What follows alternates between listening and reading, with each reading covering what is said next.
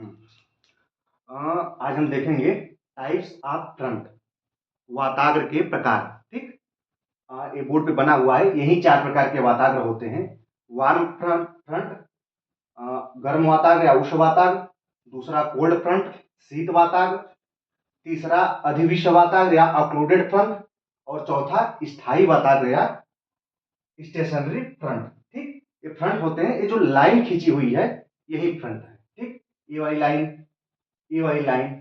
Front का मतलब समझिए। देखिए, फ्रंट होता क्या है, जब दो अलग अलग विशेषताओं वाली हवाएं या अलग अलग विशेषताओं वाली वायु राशियां आमने सामने से आकर मिलती हैं। ठीक।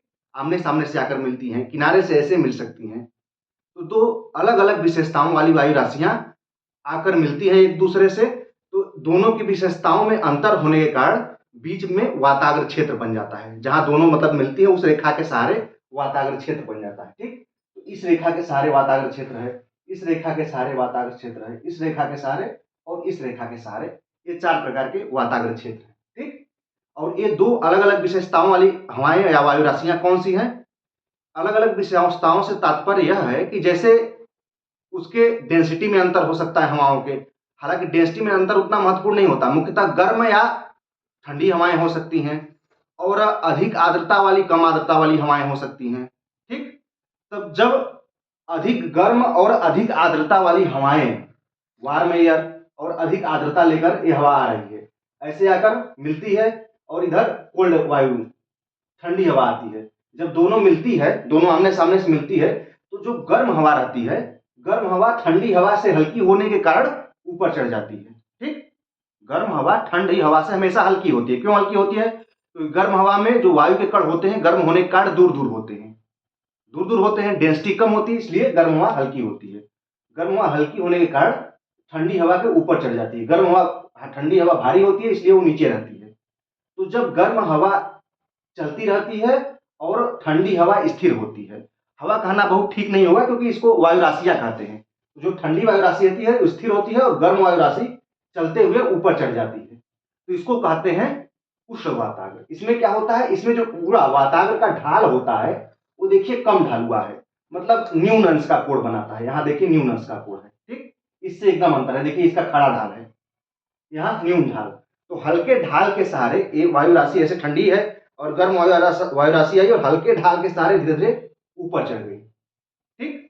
तो इस रेखा के सहारे गर्म और ठंडी वायु राशियां मिल रही हैं, जिससे क्या हो रहा है, गर्म वायु राशि के संपर्क में ठंडी वायु राशि आती है और ठंडी वायु राशि के संपर्क में गर्म वायु राशि आती है। और होता क्या है कि गर्म वायु राशि भी ठंडी वायु राशि के संपर्क में आने पर धीरे धीरे ठंडी होने लगती है। जब गर्म वायु जब ठंडी होगी तो उसमें उसकी आर्द्रता ग्रहण करने की क्षमता कम होगी, और जो उसमें अतिरिक्त आर्द्रता होगी वो छोटे छोटे वायुमंडल के छोटे छोटे कणों पर वो बैठ जाएगी। आर्द्रता जिसको कहते हैं संघनन होने लगेगा। तो इस रेखा के सहारे संघनन होने लगता है और कई बार बादलों का निर्माण हो जाता है। ठीक। वातावरण के सहारे बादलों का, आप कोहरा के रूप में इसको देख सकते हैं। जो कोहरा होता है कुछ ऐसा ही होता है। समझा गया? हालांकि कोहरा का कारण अलग होता है, लेकिन जो कोहरा बनता है या बादल जो बनते हैं वो ऐसा ही कुछ इस रेखा के सहारे बनता है। ठीक। तो उसी को कहते हैं वातावरण। एक पतली रेखा के सहारे बनता है जहां पर ठंडी गर्म वायु राशि मिलती है। दूसरे प्रकार का ये वातावरण जिसको कोल्ड वातावरण कहते हैं। ये क्या है, इसमें जो होता है वही चीज, गर्म वायु और ठंडी वायु आकर मिलती है, लेकिन इसमें गर्म वायु स्थिर रहती है और ठंडी वायु चलायमान रहती है। ठंडी वायु राशि चलायमान रहती है, गर्म वायु स्थिर रहती है और ठंडी वायु, गर्म वायु स्थिर है, ठंडी वायु आई तो गर्म वायु राशि हल्की होगी, ठंडी वायु राशि उसके नीचे घुस जाती है। इसमें गर्म वायु राशि ऊपर चढ़ रही थी, इसमें ठंडी वायु राशि नीचे घुस जाती है भारी होने के कारण। ठीक। तो जब ठंडी वायु चलायमान होती है, ठंडी वायु राशि चलायमान होती है, तो गर्म हवा के नीचे घुसती है और उसका जो ढाल बनता है वो बहुत तीव्र होता है। ये प्रायः शीतोष्णकटिबंधीय चक्रवातों में दोनों प्रकार के फ्रंट बनते हैं। ठीक। सामान्य तौर पे। और ये ठंडी वायु इतनी तेजी से नीचे प्रवेश करती है कि गर्म हवा बहुत तेजी से ऊपर उठती है।